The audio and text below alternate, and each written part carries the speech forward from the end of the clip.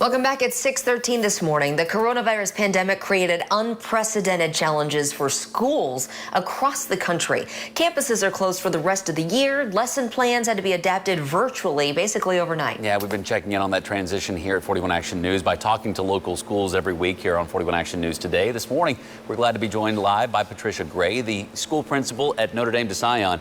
Patricia, thank you so much for being here with us this morning. You're in charge of pre-K through 8th grade. That's a pretty wide range of students you're working with. What is a principal's role like during all this? We've talked to teachers. What's the principal's job change like? The principal's job doesn't really change in some ways. In other words, my job is still to ensure the safety of our children, to ensure that they're developing their unique gifts along with the teachers, and it's also to make sure that we are planning for the future. So my job still is the same, and I'm so excited to be a part of this process that we're doing at Notre Dame de Sion.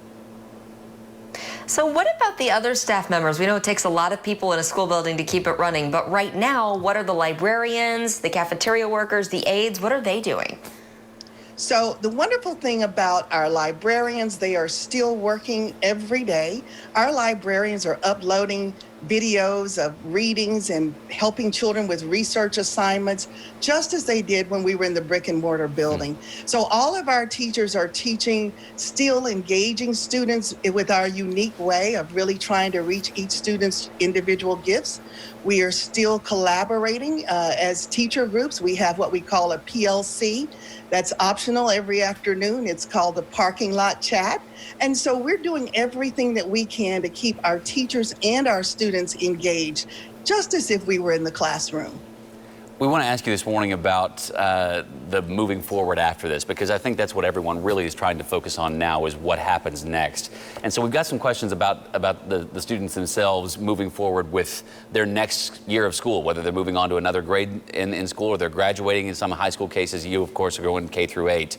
Are you worried about next year when they come back, the lag, so to speak, of what's going to be from this time away from school? You know, I'm not really worried. We have committed parents, we have committed teachers, and we know that this summer we are looking for opportunities to still keep our children engaged.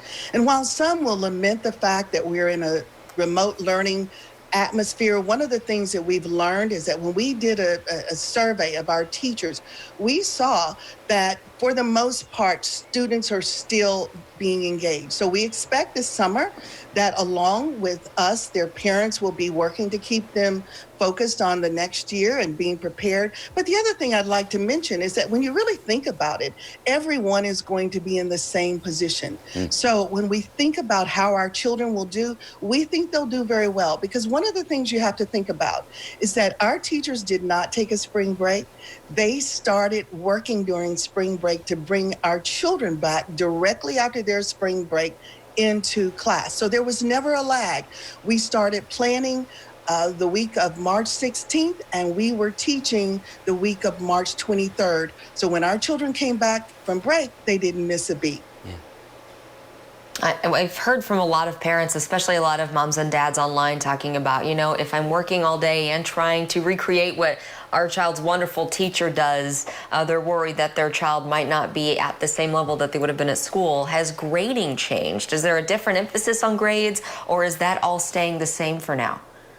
Well, I'll tell you what we're doing. Because we do care about our children and our families, we decided to take the stance that right now, learning is most important. So we're taking 60% of a child's best grades, meaning that if a child scored in both third quarter and fourth quarter, we'll take 60% of whichever quarter was best, and then we'll take 40% of the other. Because again, the focus right now has to be on consideration and compassion for families and students, but it's also about making sure we keep students accountable. So we keep the grading element there, but it's not in any way to harm students. It's really to try to further their learning, to give them some comfort that we are looking at them as individuals. And because that's one of the key pieces of how we teach individualized education, then we're looking at those grades individually. Trying to strike a balance during a very uncertain time. balance is the key Such a during this big, time. important job you guys always have, but especially right now having to do it away from these students. Patricia, thank you so much for joining us this morning, for giving us some insight into what this job is like, and we appreciate all the work you and your staff are doing. Thank you very much. Thank you so much for having me. Have a great day. Yes, ma'am, you too. Let's get